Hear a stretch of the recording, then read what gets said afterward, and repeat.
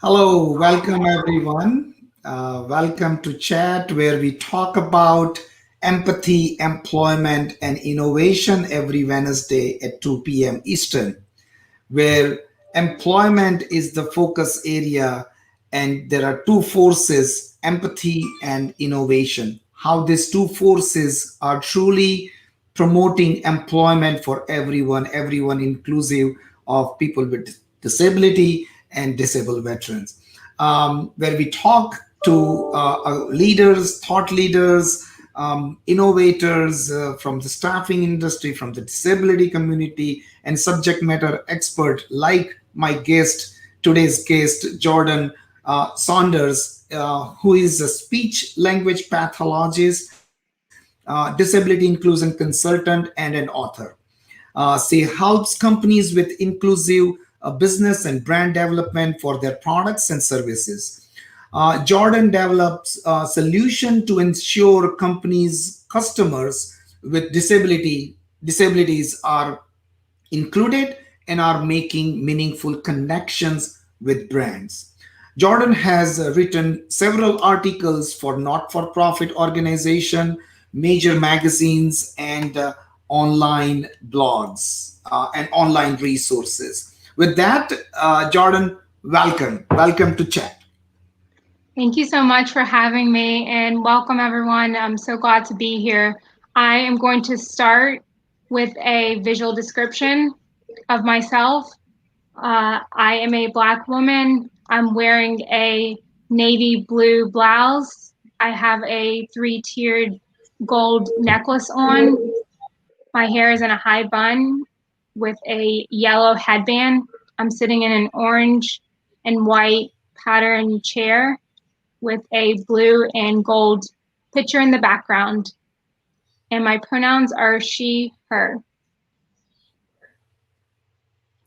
Thank you. Jordan. Really appreciate your way of introducing yourself in an inclusive way. That is so, and this is what I really like and love about this type of conversation, where I learn every day is something new. So thank you for sharing that. With that, tell us a little bit. I know you have a very unique a career path. You started as a talent acquisition manager, and now you are entrepreneur doing some amazing work in the space of diversity and inclusion. Tell us how was that journey and how it evolved. Yes, so I was a talent acquisition manager for speech language pathologist for a startup company, and it really evolved. I was in the process of transitioning. I was moving from direct speech therapy, and I started with this startup company. And from there, I was helping them with their expansion. And they said, wow, we think we should bring you on board and you should be talent acquisition manager. So I always joke and say, well, I don't think I signed up for it, but hey, I'm always open. And if there's room to grow, I'm always open to learning. And so that's how I landed in that position. And through that, it was a great learning experience. And I was able to see things from a different lens. I transitioned into being the founder and the CEO of the Resource Key when I saw a need. Really, it was a little bit before I took that position, when I was working directly in different settings, providing direct speech therapy services. Something that remained consistent across all of the, no matter if it was a child or adult, was the lack of feeling included in the community. So I was providing speech therapy. We were working on different goals, ranging from all different types of things. But the one thing that the children and adults would always say to me is, these are the different things that are happening in the community, and I don't feel included. And this is why. So one of the examples was one of my adult clients would go out into the community with their spouse, and the waitress talked directly to their spouse instead of directly to them. And so something that could seem so small really was a huge, something that was really big, and how that really made an impact on how they felt they were perceived in the community, or felt like how they did not feel included.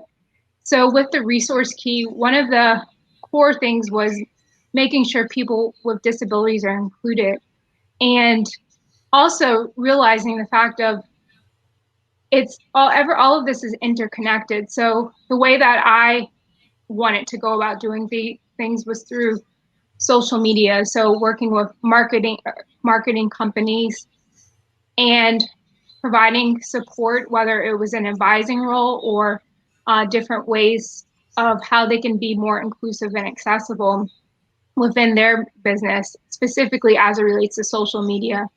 Social media, because we use social media so much, we get a lot of our information through social media, and that can have a huge impact in terms of how we are, depending on who we're following or what information we're sharing. Things can be in a positive light or a negative light. And so I thought that was a great place for the resource key to focus on. And one of the other things that I thought was important is making sure I'm non-disabled, so aligning myself with disabled leaders in the community that are in various industries. So I have different partnerships with different leaders within the community that are professionals. Some have their own business, some may work for other businesses.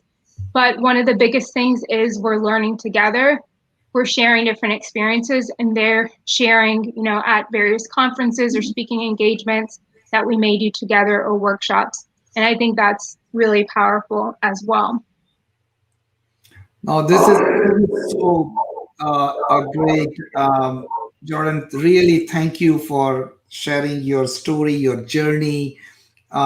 It's truly inspirational, and also I would say this truly reflects your out of box thinking and change agent. I've just made note when you were talking. I said that is truly just shows how from speech language pathologist to you accepted the job of as a recruiter and account manager for recruiting for a startup talent acquisition manager. That is just amazing, and that shows also another quality of yours as a risk taker. You took the chances, you got into this, and now you have your own consulting firm. So congratulations, and wishing you all the best Thank uh, you. for success. I have read one of your blog, and where you say, inclusion is not to be viewed as a trend, on your blog. Can you please explain a bit more? Yes. So when I said that, one of the things when we think of trends, typically there are, short-term trends, and there's also long-term trends. But typically, or at least I can speak from my perspective, when we think of trends, we're thinking of something more in the short term, or something that may come and go. A lot of times we may think of it as it relates to fashion, trends that may be coming back around that were uh, a trend maybe years ago. And so I don't really like to, I don't want to see inclusion as something looked at as a trend, because I think it's so much bigger than that. And it's also really only one component of the bigger picture in terms of when we talk about diversity, equity, inclusion, and empathy, accessibility, all these different things that we talk about. And inclusion, I think, is a lot of times the starting point that a lot of people usually take is, okay, how can we be inclusive? But I really think it's something that is more than a trend. It's very much a foundational thing. It's something that is incorporated, or the goal is incorporated daily, until it really becomes a habit, where we're not having to create separate trainings or programs where we have to bring these things forth of how you go about doing these different things. So that's what I mean in terms of a trend. Inclusion to me feels like we're making sure that we're taking the necessary steps to be aware, conscious, authentic, aligning based on whatever is going on regarding the environment that maybe we may be in, because inclusion looks different in every environment. So that's why I don't like using the to where inclusion is something that maybe we're hearing now and then maybe not in a few years.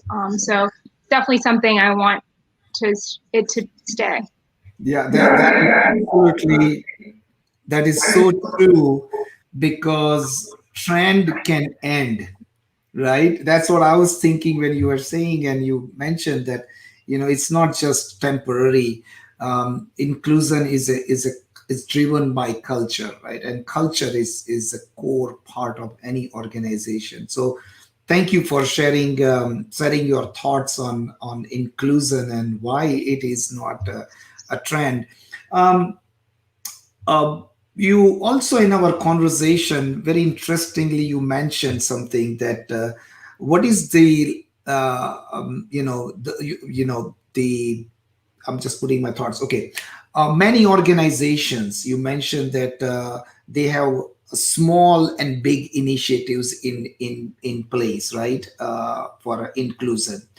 Now, in your views, um, everyday in your everyday interaction, which initiatives do you find more impactful? The initiatives, small or large? Your thoughts on that? Yeah, so sometimes I think the small initiatives can have a big impact.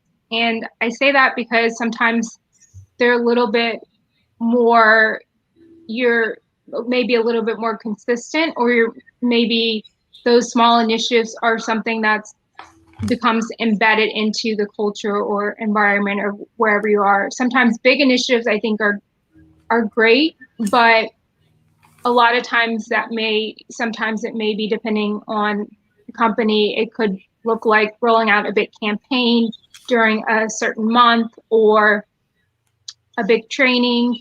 And so the difficulty sometimes with that is those are wonderful as well, but what is the carryover thereafter in terms of the sustainability and the consistency of that? Because essentially, ultimately, we want to get to a point where, like I said before, these things are just ingrained in us, that we're doing them on an ongoing basis, where we're not necessarily having to think about it be as much because it's just coming naturally.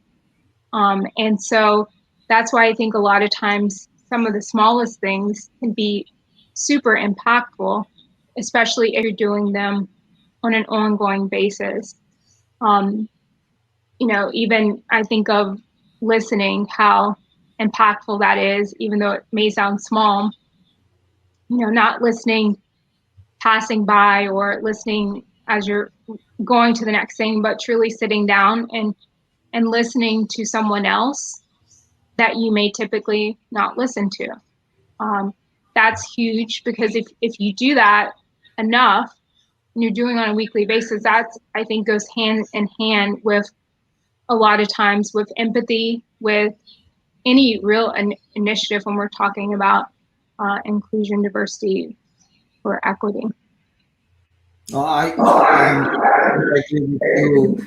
In our world of entrepreneurship, right? We always talk about, focus, make something successful, then scale up. In the world of D&I, and when we talk about disability inclusion programs, we always recommend to our customers that start small, plan big, right? Because that's how we can really scale up and we can make an impact on a larger scale. So tell us what's happening, latest and greatest in the area of, you mentioned diversity, equity, and inclusion space. What's happening? I would not call that trend, but I would say what is the latest and what is the movement happening in your world of um, diversity, equity, and inclusion. Yeah, I think there's a lot happening, and a lot in the sense of I think of a lot, and it probably goes back to this small things in terms of collectively on a daily basis. I'm reading articles every day, and I see something happening every single day, whether it is opportunities, new opportunities, or funding for programs that are more inclusive. I know I just shared something recently in the arts industry of opportunities of funding, and where they're looking specifically for disabled dancers or artists or whoever is in that industry to apply for these types of funding. There's things of companies partnering with disability organizations, which I think is great, or having disability leaders speaking at conferences, making conferences, it, making a conscious decision to make sure that you're having your conference accessible. So I think there's all different types of things going on, adaptive fashion and all of these different initiatives that are happening. And I think we'll see more of it as we continue to like cross collaborate, because it's really hard to do it on your own. I think everything's changing so rapidly, and as I stated before, everything's interconnected, and so it really takes that coming together to be able to make more of an impact, because we're not going to be able to do it all. But I do see advances in the right direction, and there's a lot of things that I think are happening. I don't see it just in one specific industry. I see it across industries in different ways. That's great to that's great to hear, and thank you for sharing. I'm just taking a pause, so as soon as I start speaking, it just creates some echo. So I'm just trying to prevent that. So thank you for sharing that. And we what I heard that or what we heard is collaboration is happening. A lot of discussion, lot of conversations are happening. A lot of new models are getting developed, and so it's a great thing for disability community, and we are making good progress. So thank you for sharing that. Um, I know you are. This is your passion, and this is what you offer and serve your customers with in the area of branding. So, what are your views about inclusive and impactful branding for all? Yeah, that's a great question. So I really think it goes back to, I think, my experience as a talent acquisition manager. You have the finding piece, so you're finding the talent, or you're finding the candidate. So for me, it's finding different opportunities, or even for that matter, creating different initiatives that I could see, and also making sure I'm aligning with disability leaders. So kind of aligning all of these things and making sure they're in place, and then going to whoever company is, or if they're coming to me, I already have these things in place. So those are those are two of the key components, I think, leading up to everything. And then it's the part about, all right, what industry is is is it in?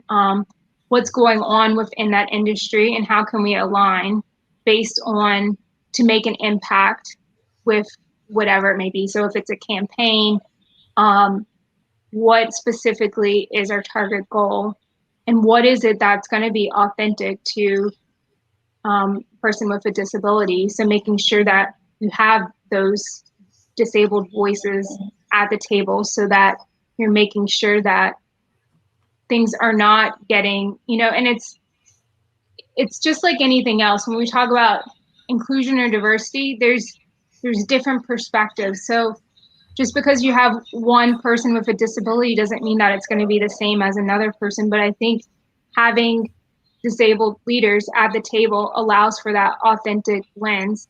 And based on the industry, I like to align it as well, because that's going to make an impact two ways. One, in the sense of whatever industry you're in is going to be able to digest and understand whatever message it is because you're aligning it with that. And two, you have authentic voices and leaders that are helping to drive this message or whatever the central focus is. And thereafter, it's retaining. So retaining the relationship. Okay, what's thinking about what's next, looking at what went well or what didn't go well, or what can we improve on, and things of that nature. Oh my God, this is so great. We have just launched this partnership with Spectrum Fusion, where neurodiverse talent is designing videos and those video job postings to attract neurodiverse job seekers. And one thing which you just mentioned, that retaining and sustaining that, is that's where the key is, right? It's not just a one-time deal. It's not just you start and say, okay, we are good.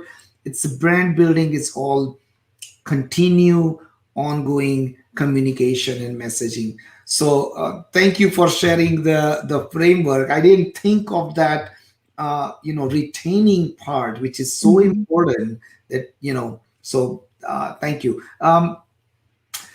I know, then what, one of the another question which, we were talking earlier, that what makes this disability inclusion in workplace makes it so important, and which is now, right? And at Rangam, we call this the time is now. What are your thoughts that why it is important now, today?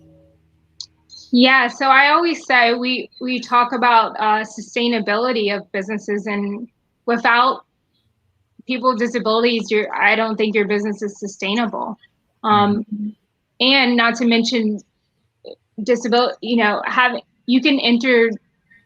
It's the only minority group you can enter at any point of your life. So I think there's two big things that stand out for me is the fact of the sustainability. And the second piece is if we're talking about accessibility too. So you can have, people with disabilities that you've hired, but if something is not accessible based on whatever their needs are, I think it's not very effective in terms of how your hiring process, because those are things that really need to be looked at before, to make sure that your culture is inclusive and accessible. Because if you hire someone, you're more than likely have already, I would hope, asked about accommodations, which I think it reminds me of something. Is for me, it's like best.